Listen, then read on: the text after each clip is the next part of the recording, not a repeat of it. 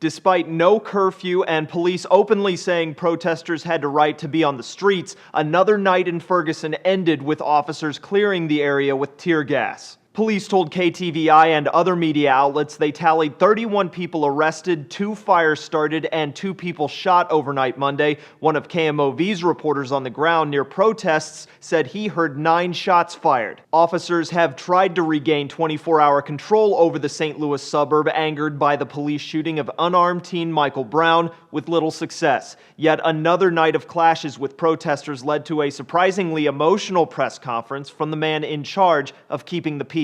And I am not going to let the criminals that have come out here from across this country or live in this community define this neighborhood and define what we're going to do to make it right. That was the very last thing Missouri Highway Patrol Captain Ron Johnson said in a 15-minute-long press conference around 3 a.m. local time Tuesday, addressing heavy criticism for the arrest of reporters, continued use of tear gas against protesters, and generally not being able to get Ferguson under control. Johnson again said a violent minority of protesters, often from out of town, continue to cause the worst unrest. Protests started a week and a half ago when Ferguson officer Darren Wilson killed 18-year-old Brown. Autopsy results showed Brown was shot at least 6 times total and twice in the head, though the medical examiner performing a private autopsy cautioned that information alone didn't assign blame or justify the shooting. When asked this week on multiple network morning show interviews what will bring peace to Ferguson,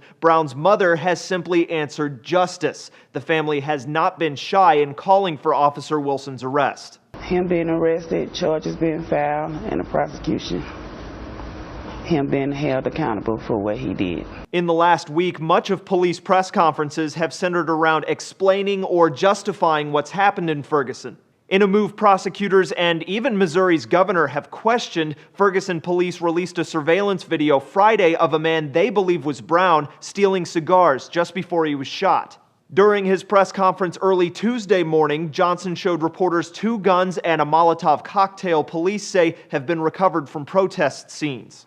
Johnson also asked that peaceful protesters gather from now on during daylight hours and separate themselves from others trying to incite violence. He noted again there was no curfew and protesters had the right to gather at any hour of the day.